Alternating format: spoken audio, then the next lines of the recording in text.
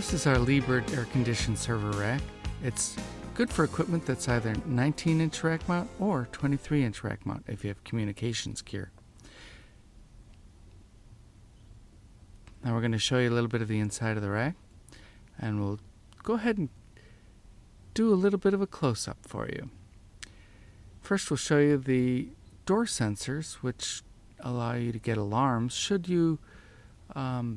the doors be open. There they are right there. Right next to that are square hole mounting rails for your equipment. There's some cable space in there. And below that there are hold down brackets for the air conditioner. Now those you remove when you get them into your site.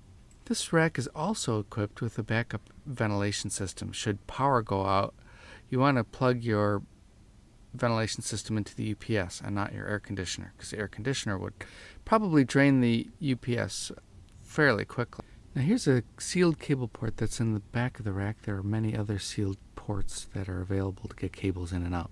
Here we're showing the insulation that's on the inside of the front door. This will keep the cool in, of course, and it'll help dampen the sound.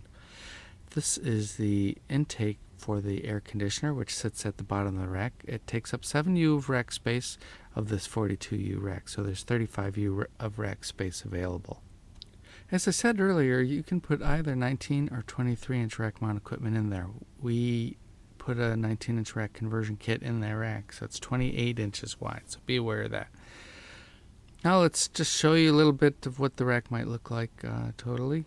They are on casters, so they move around pretty easily. Pretty heavy rack, about 500 pounds.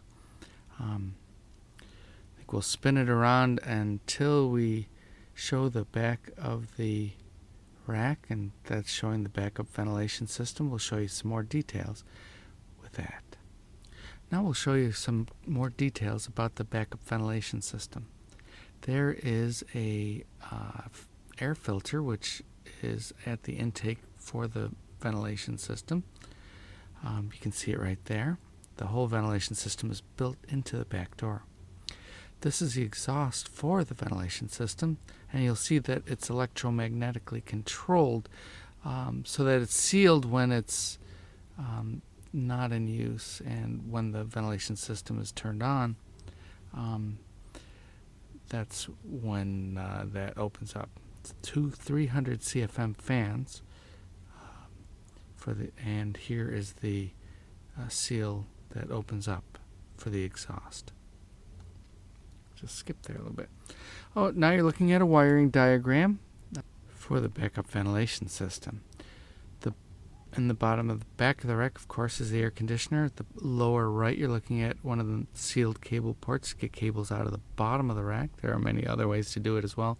Here's the cable cove and the drip tube for the condensate should you have extraordinarily humid conditions. Now there's an evaporator that's in the air conditioner that gets rid of virtually all the condensate that you get from this rack in most conditions. Here is the back of the cable port that we showed a little earlier. As you can see, it's sealed tightly so that there aren't air leaks. Now we're going to show you the top of the rack, which it looks like it hasn't been very well dusted. Sorry about that. We should have done that probably before the video. I guess nobody's tall enough to see up there. But there's ways to get cables and other things in and out of the rack very easily.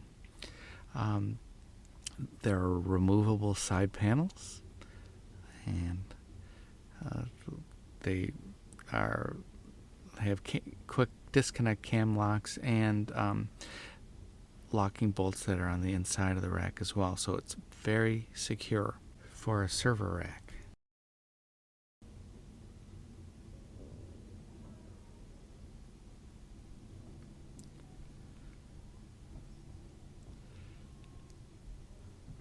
This is the latch handle, locking latch handle for each front and the back door, which are of course keyed the same.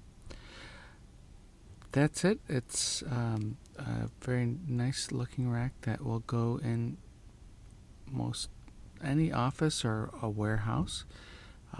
It's secure, keep your equipment cool, will help to keep very noisy servers quiet and to be able to work next to them.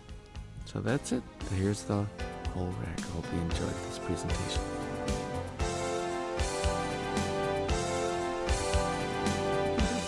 Computerstructures.com 404-321-0556 if you'd like to reach us by phone.